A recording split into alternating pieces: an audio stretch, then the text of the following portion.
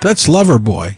Can you tell that's one of my favorite songs? Yeah, you rarely let a whole song play. I know. And Nathan's on the other end thinking, this isn't my intro. I was thinking about that. There was a comedian that once told me, he says, I'm going counter opposite. Okay, normally people, they'll have a short or maybe a 30, 40-minute commute to work. He said, I commute 8 hours and then work for 45 minutes. Mm-hmm. It's the reverse.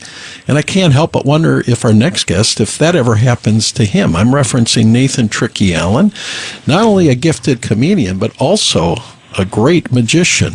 And he joins us right now. Hey, Nathan, welcome. How's it going? Thank you. Good. Did you? Don't let anybody tell you otherwise. That's a great tip. Yes. Yeah. I figured. Okay. I'm guilty of letting that song go to the full ending, but I figured that gave you a little bit of time to catch up with your good friend Tom Corso. Yeah. We chatted just briefly. I was able to listen to the whole song actually. Oh, he put me on hold. Okay. He put you on hold? Wait a minute. Well, he's got to be ready. You never know when you might come out of the song. That's true, Rihanna. There's no telling if Frank's going to listen to 5 seconds of the song, 5 minutes of the song. Well, truthfully, I didn't remember it being that long. It's a long song. Yeah, it is. Well, maybe, I don't know. It just seemed long. Because we're so excited to talk to Nathan. That's why. Yeah. Frank, Rihanna and I kept giving Frank that look like, hello, are we coming out of the song or are we going to sit here all day? Frank was over there dancing in his chair. Yeah, it was a sight. Yes. So, Nathan, we're up against this break. I want to thank you for joining us today. Hopefully you have a great weekend. All right. But okay, given where you live, I would think that a lot of the jobs are lengthy commutes, some of the bookings that you have. Yeah. Well, I kind of live in two places now, over by Des Moines, and then I spend about half my time in Dubuque, which is where I'm at right now. From the house, I can see the river and the bridge to Wisconsin. So you probably go, you probably visit the shops in Galena with some regularity. Yeah, been over there a few times and doing some more shows around this. Like last weekend, both of my gigs were in Dubuque, so my commute was, 5-10 minutes. That's great. right. There's a comedy club. I'm trying to remember that complex. It was former big manufacturing area, wasn't it? Yeah, it's in the Millwork district. Yeah, Millwork. That's Comedy it. Bar. Yep. That's it. Yeah, it was the Mill District or Millwork District there. Some pretty big buildings that they've reconfigured. Yeah, it's beautiful. It is. They would really make great apartments, I think. I haven't been down to that comedy club. I mean, I've been there just to visit, watch some friends, but it's an uphill battle trying to get booked into a comedy club as a magician because they hear magician and they're like, no, we've seen magicians before. We don't want no kid show. We need a funny show. So it's like, really, just watch the video. See, you know what? I never imagined that would be the case. I figured it was actually an asset, but maybe not. I mean, you're unique enough that you stand out from so many of those comedians. Right. Yeah, I figure if I can get a standing ovation at biker bars, your comedy club is not going to be a problem, people. No, not at all. A lot of biker bars? I have when I was kind of cutting my teeth in the nightclub circuit because there weren't a lot of comedy clubs in the Midwest, really, not enough to book you regularly or keep you on the road every week. So I'd make my own gigs and those sports bars, and biker bars, and holes in the wall. Yeah. But is it my imagination, or is there a renaissance of sorts, or a resurgence for comedy? It seems like there's more and more venues popping up. A lot of them are like, the second and third, the first and the third Saturdays of the month we're doing comedy. Are we seeing more of that? Yeah, we are. Yep. We're nowhere near what we were in 2019 before all the shutdowns, but there's more and more people doing variety shows and comedy nights, and unfortunately, most of them just want to spend $75, so I can't do a lot of them. But no. But if it's in your neighborhood and you're just looking to get stage time, if you're just starting out, honestly, that's perfect for a lot of people. I'm sorry, Nathan, I didn't mean to step on your words, but I think that kind of thing actually is bad for legitimate comedy clubs because people go see a show where they spent $75 on the entertainment. They get a bad taste in their mouth and think, oh, this stinks. This comedy thing is no fun. Where if you go to a legitimate comedy club where they're not afraid to spend a little bit more on getting a good quality entertainer, it's going to be a lot more fun than sitting there through a kind of a dress rehearsal for a comedian that maybe hasn't cut his, hasn't earned his chops yet. Yeah. I see that a lot. And you're exactly right. People will make that snap decision about comedy or especially about magicians. If they see a bad magic show, they're like, I don't like magic, or I don't like live comedy. You go and see music and the band kind of tanks a little bit. They didn't have their best night, but you're not like, I don't like live music. No, you got to understand everybody's different. Yes. Everybody's doing but yeah, if they pay, even if they pay a $5 ticket, if that show that they saw was 6 friends who got together and none of them have 20 minutes of A-game material and they all did a little bit of time, but overall the show was kind of bad, it's going to leave a bad taste in people's mouths. You're right. Yep. Yeah, and it's interesting, Nathan, you mentioned that, how you take that into consideration and everything's so subjective, because I get people often ask me, oh, which comedian should I see? Which one's good? They'll be looking at our flyer with our lineup. And I always have trouble because comedy is so subjective. I'll say, well, this one's one of my favorites, but it doesn't necessarily mean that that's what you're going to like. I mean, it's like your favorite color, your favorite season, your favorite music is not going to be the same for me as it is for you. So that's the same thing with comedy. People will often ask, well, which one's the best? Well, there's no such thing as the best. It's a matter of what suits your personality the best.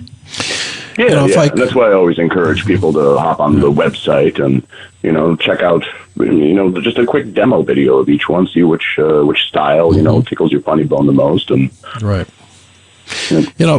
In response to what you just said, Kim, prior to that, I wish I had $1 for every time somebody scratch the dollar. These are inflationary times. I wish I had $10 for every time someone asked me, why don't we have an open mic night? And people have said, well, you could probably get the talent for free just for the experience and that.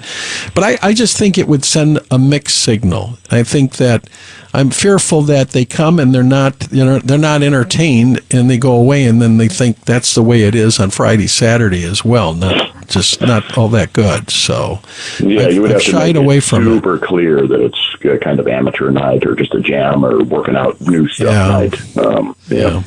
Speaking of new stuff, rumor has it that you might be presenting some new stuff when you join us on New Year's Eve this year. Yeah. If your people didn't see me last time I was there, where I tried a couple of new things, and they worked out, so they're still in my show, and then I'm working on something new right now that could go very, very poorly. Dozens and dozens of musicians have been injured doing this trick that I'm working on. Does this require us to get a big box and a saw before you arrive? Nope, I'll have that with me. Maybe just some extra insurance. No, I'll take care of the insurance. Yep. Okay, well, let's back up for a moment. I mean, self-injury, why would you even attempt something like that? Hello, he does that all the time, Frank. It's the only way I can feel. Okay. Remember who you're talking to here, Frank. Yeah, I know. Nathan risks self-injury on a regular basis. Well, yes and no. I mean, he's been swallowing razor blades forever. Why do you always have to give away that best bit? Why do you give it away? I don't think that's. I don't think that's his best bit. Okay. But I mean, he could probably do that in his sleep. He's done that so many times. That's not. I hope you don't, though, Nathan. That would be bad. That's how I train my tongue to do the right things. I sleep with it. It's like a mouth guard or a CPAP machine. Yeah. One of the individuals that pioneered talk radio was a fellow by the name of Joe Pine. And he had his start in radio here. Now, I'm doing this from memory. I might not have it completely right, but I think I do. He went out on the West Coast and became a sensation on the radio, talk show sensation. And when somebody was irritating him, he'd diss them, just get him off the air and say, why don't you go gargle with razor blades? That was one of his. Yeah. Joe Pine. Rand is looking them up for me now. But hey, we're not here to talk about somebody from the 40s, 50s, or 60s. We're talking about right now, a cutting edge show. Not only comedy, but also literally in magic. Some cases. Yeah, well, you caught that, huh? No pun intended. Yes. Well done. Nathan, how many years? You've been doing this for a while now. You are definitely a showbiz veteran. Yeah, I did my first paid show in 1996 when I was 12 years old. Yep. When I was young. It was a different show. Then, I would hope so. I would hope so. I would hope that you weren't incorporating a condom and other things into your show at that point. There you go, giving away a show again, Frank. Well, Maybe that was more of an intriguing little tease. Right, but we want people to come out on New Year's Eve to get the full experience rather than Frank just giving it all away here on the air. And let me just say this. It isn't like he does, he advertises adults only magic. That's because people think that they can bring their 12-year-old to see the show. It's not dirty, it's naughty, but in a very classy way, wouldn't you say? That's a good way to put it. Yeah. It's not like X-rated or even a hard R-rated. No. It's just, there's humor and tricks that people wouldn't be comfortable with a kid in the audience. Right. Exactly. A little innuendo, a little double entendre, but a very stylish adult show which is perfect for a New Year's Eve. Mm-hmm. People want to have fun on New Year's Eve. They're going to have it with you. I appreciate that. And if your listeners have no idea who I am, they can go watch a preview video at my website, which is adultsonlymagic.com. Okay. And as he referenced, he's done a fair share of biker bars over the years, but you've done a lot of corporate comedy work as well, working for big Fortune 500 companies. I mean, I don't want people to think that, that you're relegated to just one type of audience. You do it all, and it's kind of a blend. What's what we get? We get kind of a mix of the two. Biker bar meets corporate. Yeah. Yeah, a biker bar versus a CEO, they both need to laugh. So it's what just struck me? Yep. You know what just struck me? Have you ever worked for Harley Davidson? I was actually thinking that because I remember going up dealership parties. Yeah. Yep. Okay, but not for the corporate end of it, the manufacturer. Yet. Nope. Yeah. Nope. Because that's always fun when Harley has their anniversary parties. It often spills into Kenosha, or I've been up to Milwaukee for one of their big anniversary parties before, and that's exactly what we just said. It's kind of long-haired, leather-clad biker dude meets corporate guy with a lot of money that just likes Harleys. So it's always fun. I love that when you can kind of see that. And they're all hanging out together, having a beer. I love that. That's Nathan. Oh, yeah. It really is. Yeah. Yeah. You're like a chameleon. You can blend in no matter where you are. To an extent, yeah. Yeah. You are a performer. Go ahead. I'm sorry. Oh, thank you. Go ahead. No, I was just saying I did do Triumph. They did a new model, like next year, release unveiling party. And I did an event on that in Milwaukee a few years ago. That was a lot of fun. All right. Des Moines versus Dubuque. Which one is a better city to live in?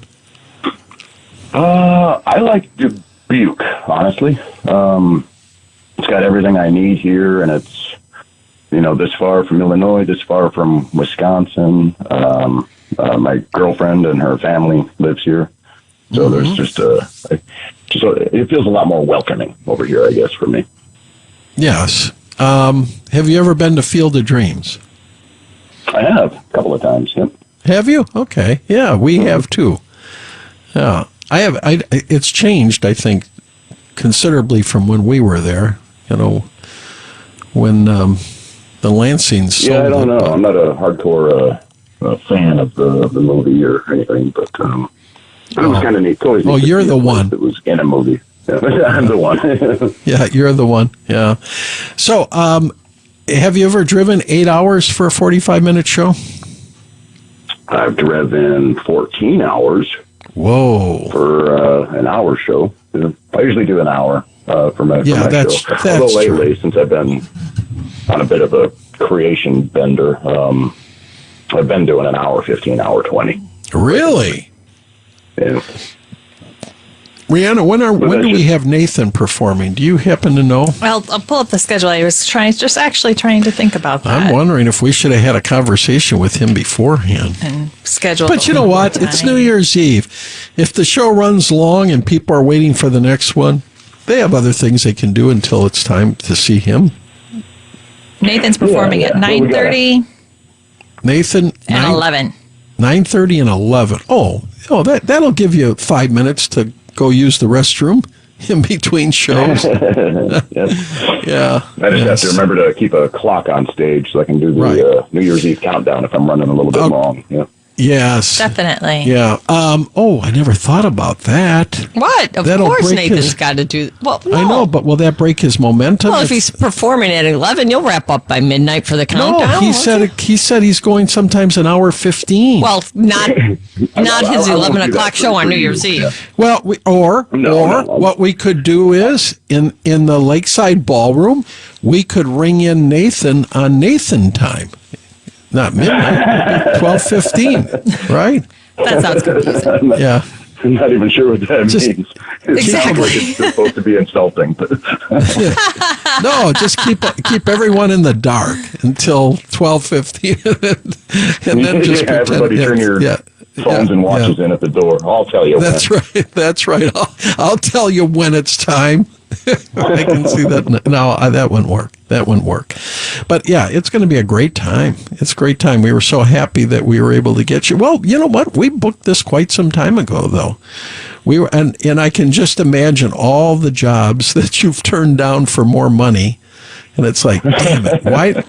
Why did I agree to do this show? Because he in knows how Kenosha? much fun Kenosha is. Yeah, are you going to come in early, Nathan? Are you going to come in a day or two early, or what's the itinerary? Actually, we I could hadn't have. planned on it, but if the weather looks like it's going to get sketchy, then I'll probably get a hold of you and do that. Yeah. Yeah, well, for you, the light is always on, the front porch light. So, Thanks, Tom Bodette. yeah, boy, that's a name from the past. Have you ever stayed at a Motel 6? I have stayed in so many I can't even count. Oh, really? And that's Have you ever some of these comedy or not comedy clubs proper. Well, even some of those offer really sketchy accommodations. Like sometimes they'll just have they call it a comedy condo, which is just an apartment or a house that the club bought so they can save on putting people up in a hotel every week. And you do not want to lay down. You don't want to sit down on a kitchen chair, let alone lay down in one of those beds. Well, wait a minute. Yeah, I mean, do things fall through the cracks when they do their daily housekeeping? Housekeeping, that's good. That's funny. Maybe monthly or biannually. Yeah, I stayed at every decade or so, maybe. Yeah, I stayed at a Motel 6 at once, and they had where you could put quarters in, and the bed would vibrate. That's cool. I got one of those right now, but you don't have to put quarters in. You just push the button. Oh, do you? All right. Yeah. Beds can get expensive. Yeah, For they sure. really can. Yeah. What do we have? We have a bed where we can Kim can be soft and I can be firm, or vice versa. I like my mattress firmer than she does. She like sleeps in a valley. Yeah. I can sleep on a sheet of plywood if I want to. I think you probably have, Nathan. Yeah, I've in a slept on comedy pool tables. condo. Yeah. Right. Concrete, parking lots, asphalt. Who knows? Don't say You never park know benches. where Nathan might turn up. Yes. But that's all Under your behind you porch. now. You've matured and moved on. You know, I just remember you might be performing. You're probably performing the night before somewhere else that weekend. Actually, I am not. I guess people have steered away from booking private parties that weekend and in favor of just partying on New Year's Eve proper. Yeah, I guess you're right. I think a lot of times it has to do with where New Year's Eve falls on the calendar. Yeah. So, all right. Well, I think we're going to have some fun. I mean, past performance. Any idea how many times you've been to the Kenosha Comedy Club? You ask me every time, and every time I forget to count. No. I am not going to put this on Rihanna's shoulders but you know what? Lori could probably figure it out real easy. All she's got to do is go into the computer and track your checks. Then we'll know how many times. We can figure that out. So that's doesn't really matter though, Frank, because we just want to keep him coming back time and time again. It doesn't matter how many times he's been here before.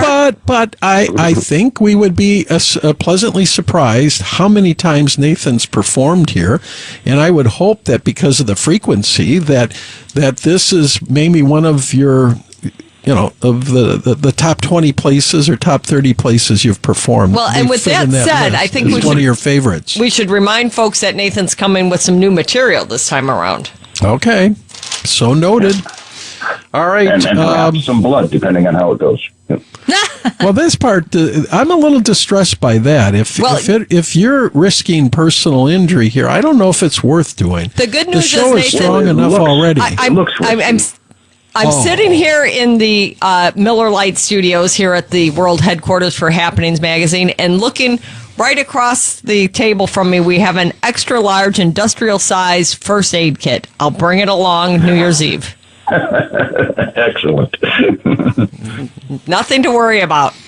Yeah. I got your back. Yeah, but is there a defibrillator in that thing? No defibrillator, but I have taken CPR classes. I'm not quite sure that I'm proficient at it, but... All right. No, we wouldn't need that if anything. If anything goes wrong, we just need some super glue and something to jam into a nail wound in my palm. Yeah. All right. I got you. Nathan, we're way past this break. I owe you a phone call, and will you be available this afternoon? I know I should have done this last night, but I just ran out of time. Yep, this afternoon works for me, I believe. Okay, very good. All right. Thank you so much for joining us, and thank you for agreeing to perform New Year's Eve. Get your tickets at haptoit.com. It's going to be a hell of a party. Kim, it's going to be a heck of a party. Oh. Come on. No, Nathan's going to be there. It's going to be a hell of a party. Come on. If Nathan wasn't there, it'd just be a heck of a party. You're a bad influence on Nathan. Yes. All right. Yay. Yay. Have a good weekend. All right, See you Nathan? soon. See you New Year's Eve. All right. That's Nathan Tricky Allen. He is just part of the big ensemble of entertainment that awaits you on New Year's Eve at the Wyndham.